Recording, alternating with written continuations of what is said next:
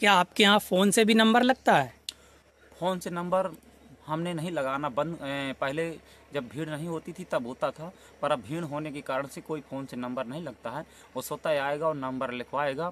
अगर भीड़ बहुत ज़्यादा हो गई तो नंबर आगे दे दिया जाएगा उसको कि अगले बार आना।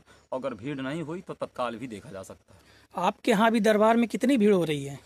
अभी तो किसी दिन 100 भी आ जाते हैं, किसी दिन 50 आ जाते हैं, किसी दिन 150 हो जाते हैं, किसी दिन 200 हो जाते हैं। कोई कन्फर्म नहीं है। और अमावस्या पूर्णमासी को तो हज़ारों लोग आ जाते हैं। जी। एक कुछ और सवाल है।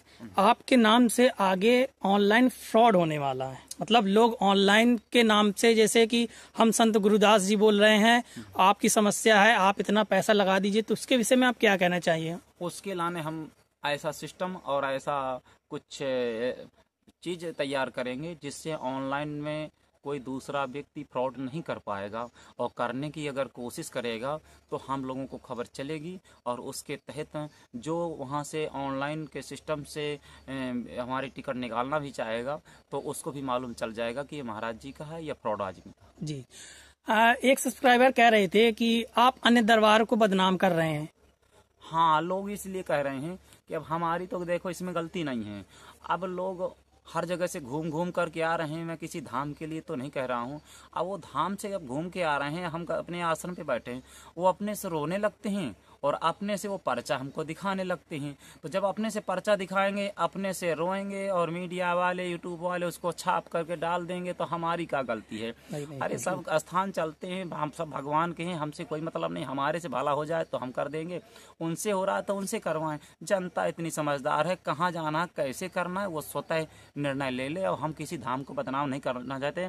हमारे लिए तो जो सनातन धर्म और हनुमान जी को पूजता हो वही हमारे लिए हमारा भाई है बस। क्या आप अन्य दरबार की तरह आप भी पर्चा लिख सकते हैं? हाँ, अन्य दरबार की तरह मैं खूब पर्चा लिख सकता हूँ और कई पर्चाओं को लिखा भी हूँ, पर मैं इसमें मान्यता नहीं देता हूँ। कारण है कि पर्चा लिखना अगर चालू कर दूंगा तो लोगों को भला नहीं होगा। ये कन्फर्म है कि जो जो दरबार पर्चा लिख रहे हैं उन लोगों का काम नहीं हो रहा, ये निश्चित है। हम पूरी हिस्ट्री जानते हुए उसको समाधान कैसे होगा ये हम जरूर पर्चा लिख देते हैं इसमें। अगर कोई साधक यहाँ आके साधना करना चाहता है तो उसके लिए आप क्या सहयोग करते हैं? अगर साधक यहाँ साधना करना चाहता है, जो इसका भी साधना करना चाहेगा उसकी हम हवन की व्यवस्था करेंगे, घी की व्यवस्था करेंगे, रहने की व्यवस्था, खाने पीने की व्यवस्था। जब तक रहे खाए पिए, घी हवन पूजा ले।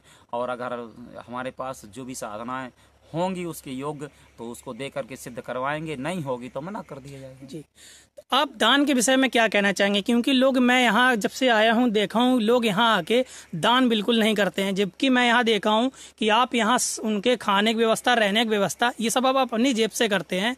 तो लोग जो दान नहीं करते उनके लिए आप क्या कहना चाहेंगे?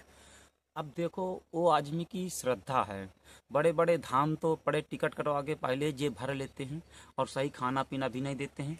हम तो यहाँ मानव समाज कल्याण के लिए उतरे हैं, तो इसलिए कोई अगर दान देता है तो मानव समाज कल्याण के लिए और सिद्धों की सेवा में चला जाएगा। और अगर नहीं भी देता है तो हमारी जहाँ तक क्षमता भी चल रही है वहाँ तक करेंगे, और जब हमारी क्षमता नहीं होगी तो बंद कर देंगे। तो बहुत अच्छा लगा आपसे सवाल जवाब करके। तो